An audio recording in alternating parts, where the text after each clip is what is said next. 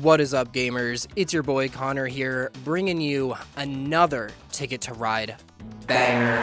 And today, we're talking about Ticket to Ride Japan. Now, you might be asking, Connor, where are you at? Where have you been? In the woods, making the route video, editing the route video, And I was gonna record this video outside as well, but we're kind of in the middle of a heat wave and it's thunderstorming out. So I thought, you know what? Why not travel to Tokyo? So today, we're in Japan, we're in Shibuya. I had to break the bank for this trip, but it's just the price of good content, so I hope you guys all appreciate that. You might also be asking, why did I skip 30 Ticket to Ride games? I was doing these things in order, now I just skipped to Japan. The answer to that question, unfortunately, is Reddit. You see, I was scrolling Reddit a few months ago, and I saw people posting their Ticket to Ride map tier lists. Something caught my eye. I saw Ticket to Ride Japan in the S tier more than I should have. I was like, what are we smoking, guys? Gorilla Glue? Cat Piss? Alaskan Thunderfuck? What's going on here? I have never been a huge fan of the Japan board, and, you know, I gotta have the right opinion. You're not allowed to disagree with me about a board game. So I go to Board Game Geek, right? I'm looking for confirmation bias at this point. I'm looking for other haters, and surely Board Game Geek is the place to go to. And that's when I see it. Is Ticket to Ride Japan the best ticket ever? Oh my god, we have like fully upgraded to crack. What is going on here? But then, in my moment of desperation, I see it. The confirmation bias I was looking for this whole time. With 2 players, once you figure out how to game the game, it's stupid. It becomes a game of race to draw the most destination tickets. That is so much better. What makes Japan so polarizing? Is it Reddit being on the board?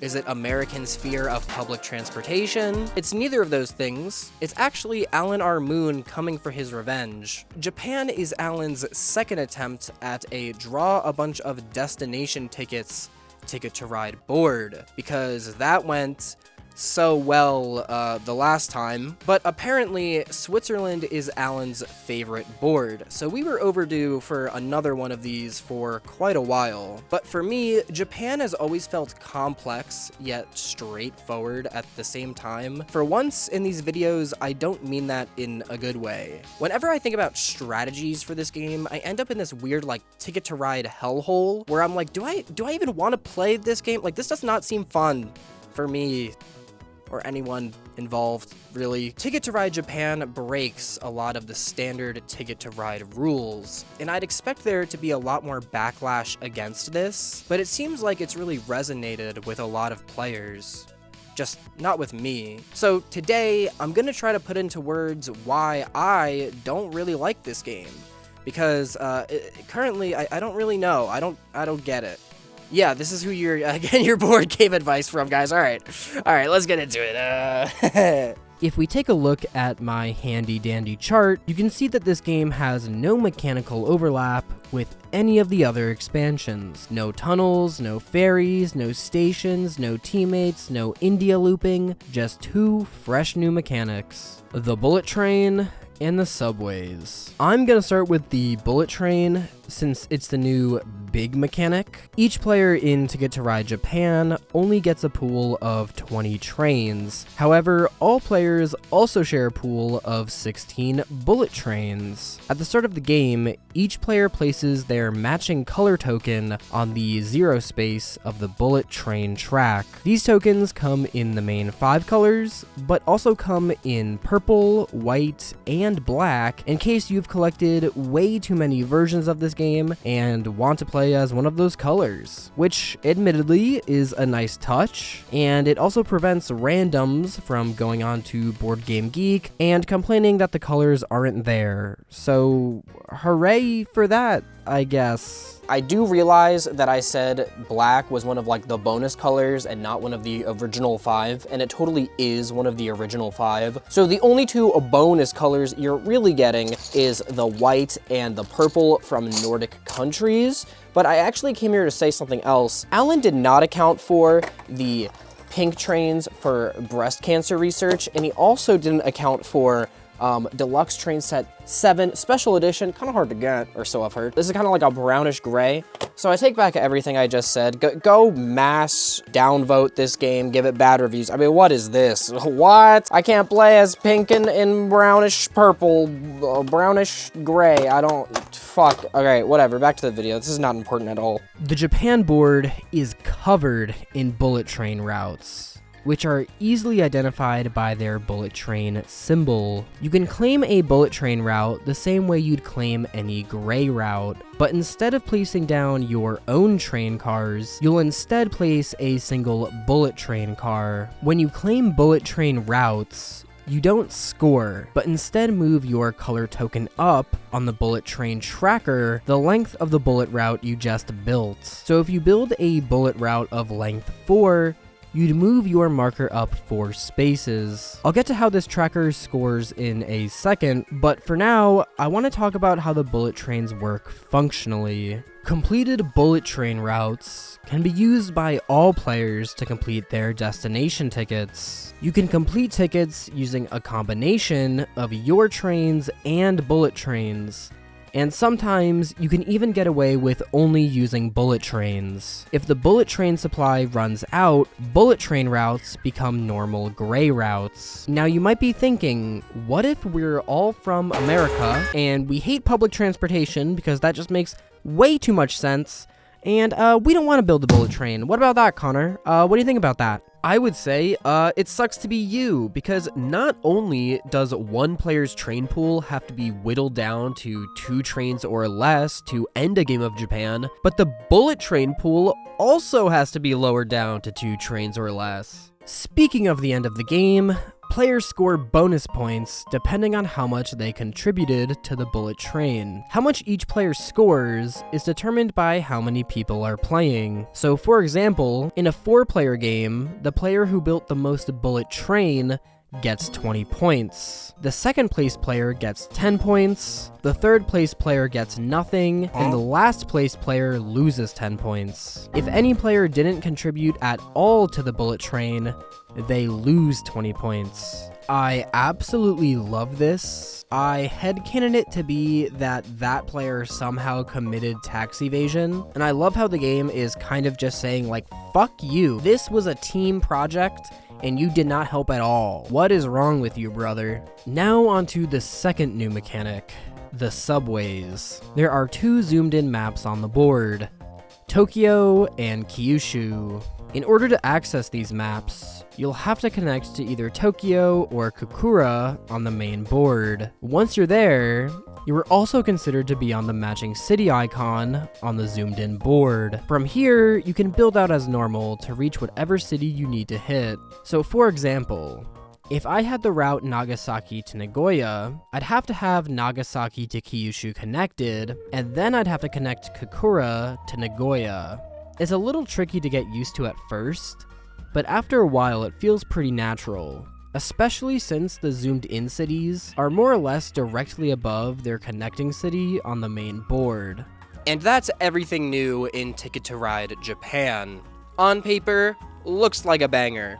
When I first read these rules, I was so excited to play this game, only to be let down more than I let down my own father. But what makes this game so disappointing to me? Well, it's hard to find a place to start, but if I had to choose one word to describe this game, it would be tensionless. Ticket to Ride is a game built on tension. The bullet train supposedly adds more tension through co-opetition. How much are you going to help your opponents versus how much are you going to take advantage of their free labor type of mechanic. In my experience though, the bullet train has always subtracted tension from the game, because even if players are stingy building them, the game forces you to build them eventually, one way or another. Since you only have 20 normal trains to play with, and going around the bullet train routes is omega inefficient and more prone to being blocked, eventually players will have to concede to placing bullet train routes. This isn't inherently a bad thing, after all, it is the new main mechanic of the game, but because the bullet train is so forgiving, more efficient, and might not even require me to build it, I'm almost never stressing over my tickets. I just assume they'll get done, and they usually do. Usually when I hear discussion about Japan, it centers around if you're gonna build the bullet train to help your opponents. But personally, I don't think that's the conversation we should be having. It's not a question of if you're going to build the bullet train, it's how and when. The game literally does not end until the bullet train is built. So it's going to be built one way or another. It's up to you to determine how it is built. So no matter what happens, big chunks of the board are going to be connected. The problem I have with big parts of the board being connected is that at that point, you can continue to draw destination tickets to your heart's content. And often, you'll already have completed those tickets or be close to completing those tickets through the bullet train. This creates a game state where many players will be fishing for tickets, and ultimately, the winner will be determined by who got luckiest with their pulls. I think this is totally intended as well. Japan is the only ticket game where destination tickets value contrast greatly from the minimum amount of trains required to complete that ticket. Take Hakata to Miyako, for example. You don't even have close to enough trains to complete this without the bullet trains, so you'll have to use them. Again, the question here is not if you're going to build the bullet trains, but how and when. To make matters even worse, I think outside of building key bullet train routes for your destination tickets, you should almost never build them. The bullet train bonus is not nearly large enough to make a huge difference in my opinion.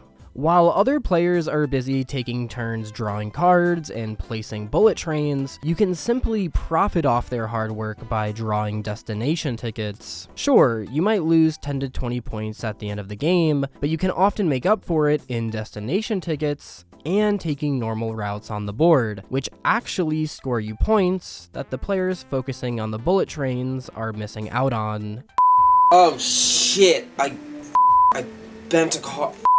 The design intent here, as far as I can tell, was to make another heavy destination ticket drawing game, similar to Switzerland. This type of ticket game has never really appealed to me, because I don't find pulling destination tickets, and having completed most of them already, satisfying in the slightest. If anything, it feels a little cheesy to me, especially with the bullet train involved. Instead of pulling tickets and going, can I really complete this? Should I risk it? I'm pulling and I'm going, well, thank God I pulled now, because if I didn't, the player to my left who's also probably gonna pull destination tickets on their turn would have gotten the 20 points that I just drew instead of me. The decision to pull isn't a difficult one, but an obvious one in Japan. And as I discussed in my Switzerland video, I think that takes a lot of the oomph out of ticket. My final critique about the bullet trains has less to do with the bullet trains themselves and more to do with how the board is built around them. You get 16 bullet trains, but there's only 23 bullet train routes. I usually play Ticket with at least 4 players, and in those games, usually all the bullet trains are used every time. That means only 7 bullet train routes will go unused in the entire game, which to me sounds kind of low. One thing that really bothers me about this board,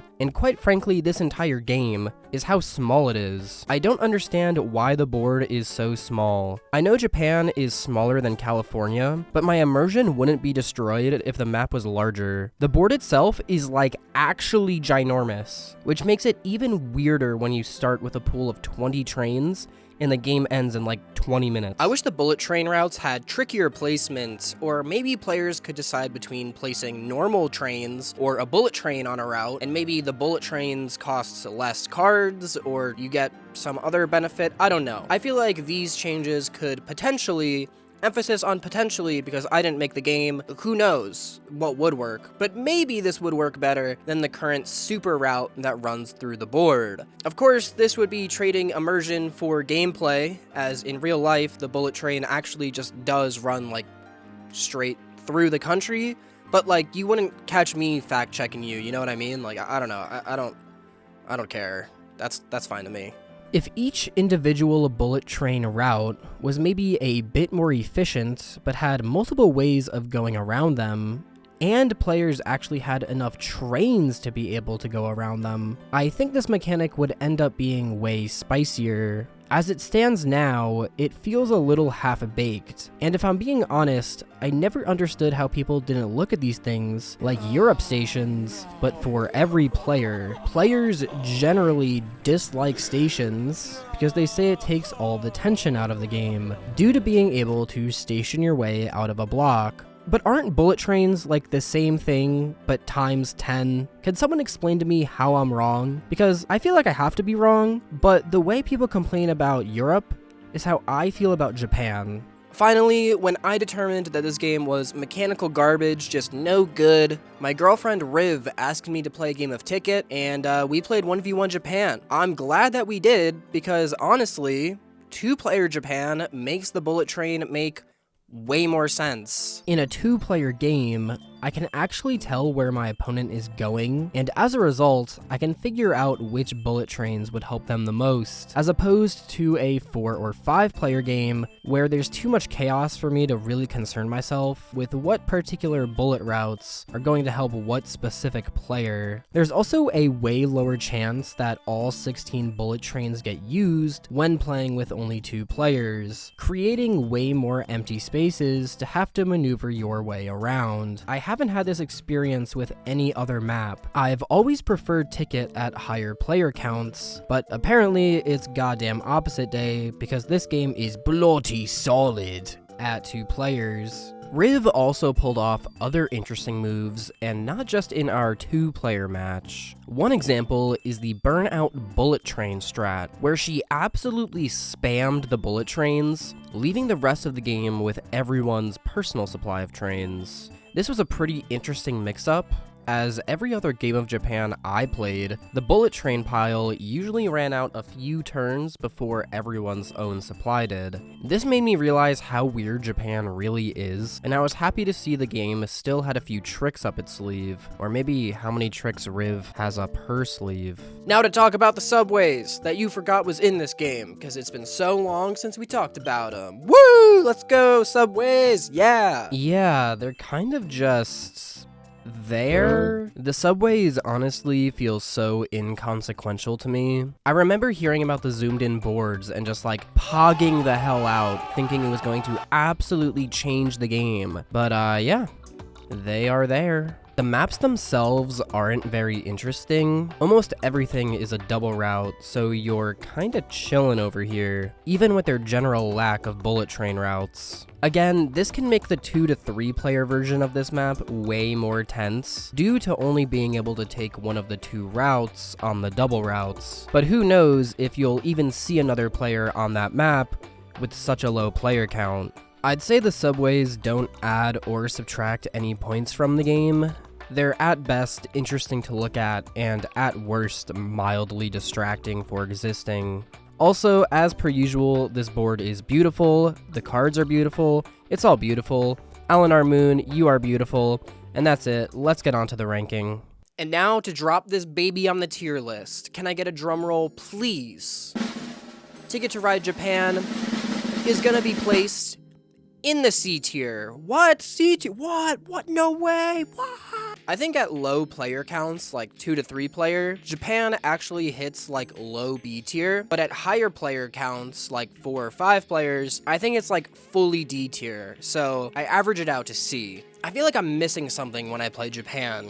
I've heard that this is one of the more brain-burning Ticket to Rides, but to me, it's always felt kind of mindless. There are times where I avoid building the bullet train to go around it so I don't help my opponents, and then my opponents build the bullet train route that I avoided building. So then I was like, well, what's the point? Like, there's no point in even going around anymore. What was the point of not building it in the first place? Like, it doesn't make sense to me. I can never tell who's ahead or who's behind. I can never tell if someone is close to completing a route because of the bullet train. A high score at the end of the game is like 30 points. Most of your points are coming from destination tickets and the bullet train bonus, but destination tickets with lucky draws could just make the bullet train bonus completely obsolete. So like the game ends and you just Mario Party it out and it's like, all right, well, I got the 19-point destination ticket. That makes up for the 20 I lost. GG, skill issue, like, I don't know. I can see how not being able to tell who's ahead and who's behind, and the tension of the game being more in the destination tickets, could appeal to someone. Completing a ticket inherently feels good, and I think a lot of players just want to complete a fuck ton of them and call it a day. The designer of the game included, and I think that's great. But I say nay. I won't let the press silence me. I don't like it. I think it's lame. I like being able to see where someone is headed and either being able to block them or at least prioritize my routes around them. I like feeling like a gambler in the casino at 4 in the morning just throwing back coffee and just spamming the slot machine when I draw routes. And when I draw routes in Japan, I don't feel like that. It feels so safe. And if I don't feel like a gambler and take it to ride, then I might have to start gambling in real life. So Alan, if you know what's best for me, please don't do this to me again, buddy, please. I'm begging you. Anyway, that's it for me, for my thoughts on Ticket to Ride Japan. But what do you think? Are you a Ticket to Ride Japan super fan? Or do you agree with me that it's on the lower end of the Ticket to Ride spectrum? I'd love to hear your thoughts in the comments below. Before making this video, I did talk to someone on Reddit who said that this was their favorite ticket game. So to that person, I'm sorry I did this to you, but I hope you respect my opinion, as I respect yours. So yeah, like and subscribe. Bye. See ya.